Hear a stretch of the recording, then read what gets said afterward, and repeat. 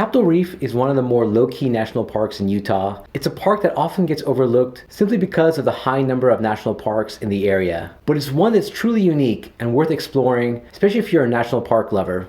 Hey, how's it going everyone? It's Ernest from Trip Astute. In this video, we're exploring Capitol Reef National Park, a place with a name fitting of its unique landscape and formations.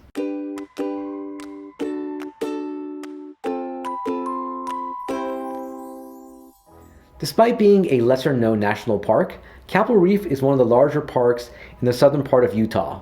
The national park is about 378 square miles, making it larger than many of the more popular national parks in the area, like Zion and Arches.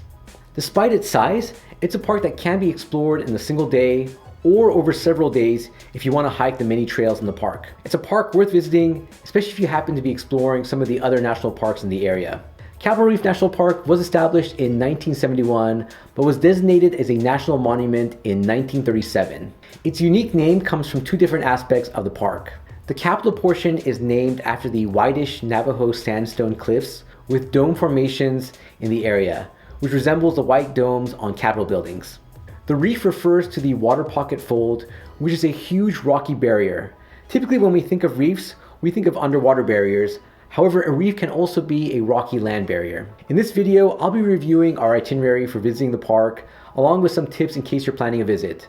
For context, we visited in late September 2019 during our honeymoon, which consisted of a road trip to 6 different national parks. If you're interested in seeing more of the parks that we visited, check out our national parks playlist. Also, for reference, we came in through the east side of the park. You can also enter from the west side. Though unlike most other national parks, there isn't an official entry gate when driving into the park. You'll pay an entrance fee of $20 per vehicle if you want to tour the Scenic Drive, which I highly recommend and will cover later in the video. Before we jump in, if you're new here, welcome to our channel. Trip Astute is a travel channel that is focused on sharing ways to make travel easier, affordable, and more enjoyable. Traveling can be stressful and expensive, so we're looking for ways to help you maximize your experience through travel tips, points and miles, and innovative gear. If that sounds interesting to you, please consider hitting that subscribe button. So let's review our one-day itinerary when visiting the park. Keep in mind that this isn't an exhaustive list of all the things to see, but it is just a sample in case you're planning a day trip as well. Our first stop at Capitol Reef National Park was the Visitor Center. While we came in from the east side of the park along Highway 24, we could have stopped at some of the trails before heading to the Visitor Center.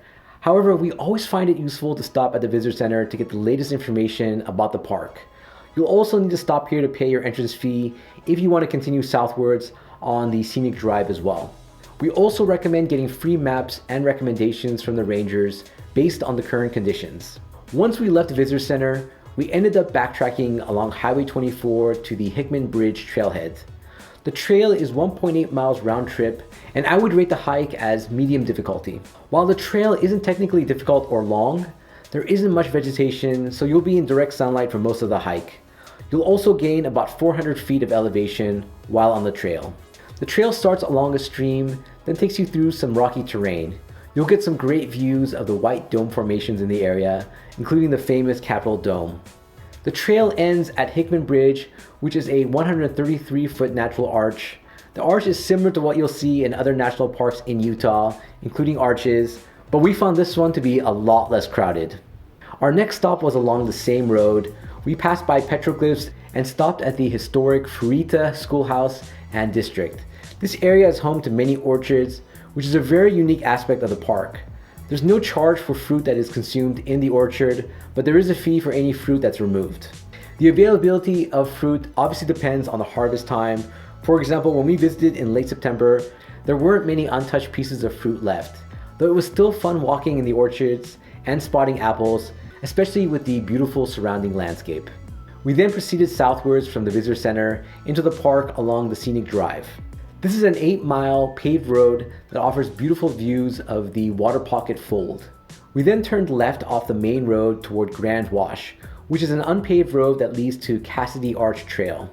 This is the starting point for the Cassidy Arch Trail or the end of the Grande Wash Trail.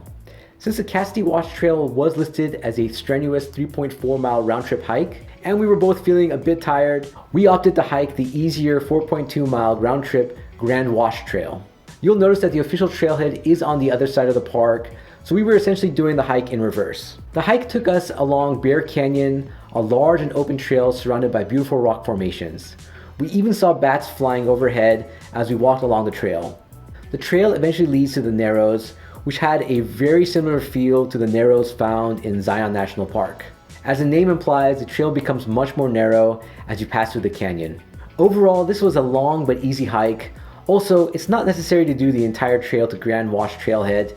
In fact, if you're short on time or looking for a shorter hike, you can always turn back once you're in the middle of the Narrows. Afterward, we drove further southwards on the scenic drive to Capitol Gorge. The roads are again unpaved and windy, so you want to take it slow, especially around the tight corners. While it was a beautiful drive, we unfortunately didn't get a chance to hike here. By the time we arrived, the parking lot was completely full. Since we were short on time and still had a 2.5-hour drive to our Airbnb near Bryce Canyon, we decided to head back along the scenic drive toward the visitor center. However, we wish we had hiked the area. The Pioneer Register Trail in the area is one of the highly rated hikes in the area and was used by pioneers to get through the water pocket fold. The pioneers even left signatures on the rocks, so it's worth stopping by and exploring if you have the time. Before getting to the visitor center area, we stopped at the Gifford house for a quick snack and coffee. The Gifford house is 1.1 miles south of the visitor center on the scenic drive. It's a preserved farmhouse from the early 1900s.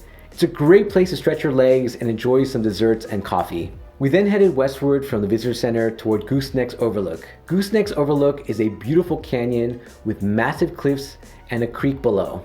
The trail is only 0.2 miles round trip, making it an easy stop. From here, we decided to do a short hike to Sunset Point. This is a 0.8 mile round trip hike that's fairly easy and provides beautiful views of the landscape. And that was our itinerary. While we could have easily spent another day at the park exploring more hikes, we thought we got a good taste of what Capitol Reef had to offer. It's a beautiful place that's worth your time. Between the majestic rock formations and peaceful orchards, it has a charm that's truly unique and different from the other national parks that we visited. Unlike some of our other national park videos, we didn't stay near the park, so I can't give you recommendations on places to stay or eat. Though within the park, the only place to buy snacks or drinks was the visitor center and the Gifford house. There is a campsite in the Fritsche Historic District as well, and several hotels in the neighboring city of Torrey. While we didn't stay there, the Capitol Reef Resort looked like an interesting option and is well reviewed on TripAdvisor. Lastly, if you're planning a trip to Capitol Reef National Park, here are some additional tips to keep in mind. Number 1, start early. This goes with all national parks. The parking lots were much more crowded as the day went on. In fact, as I mentioned earlier, we didn't want to wait for a parking spot at Capitol Gorge, so we ended up foregoing one of our planned hikes. If possible, I recommend entering the park early so you can spend less time waiting for a parking space and more time exploring. Number 2, pack plenty of water and snacks. Since there are only 2 places where you can get water and snacks, it's worth packing at least a gallon of water per person and carrying them while hiking. Many of the trails are exposed, meaning that there isn't much vegetation to shield you from the sun. Also, we didn't see any water bottle filling stations, so you'll want to get your water prepped before entering the park. I highly recommend using some kind of insulated bottle as well, especially if you're planning to leave any water in your car. Since the temperatures can be quite high, these bottles can help keep your water cool and refreshing. On that note, number 3, bring sunglasses and a hat. Since you'll be exposed to sunlight and heat on the trails, you'll want to make sure to protect yourself. We also found overlooks to be extremely windy, so you'll want to keep that in mind. Having sunglasses definitely helped to keep the blowing dust out of my eyes. Number 4, monitor the weather. Since Capitol Reef is comprised of canyons and gorges, it is susceptible to flash flooding. You'll want to monitor the weather conditions in the area and avoid hiking in places that are prone to flash flooding when there's even a chance for wet weather. Number 5, rent an SUV. While you can explore many of the unpaved roads using a regular car, you may feel a bit more secure driving a vehicle with higher clearance. We did hit some bumpy patches on the road. While you would probably be okay driving a normal car, I still would recommend an SUV. Also, there are several dirt roads that are restricted to 4x4 vehicles. These tend to be very technical dirt trails, so I wouldn't attempt them unless you're confident of your off-roading skills. You want to make sure to check with the rangers at the visitor center if you plan to do any off-roading. Number 6, pack hand sanitizer and wipes.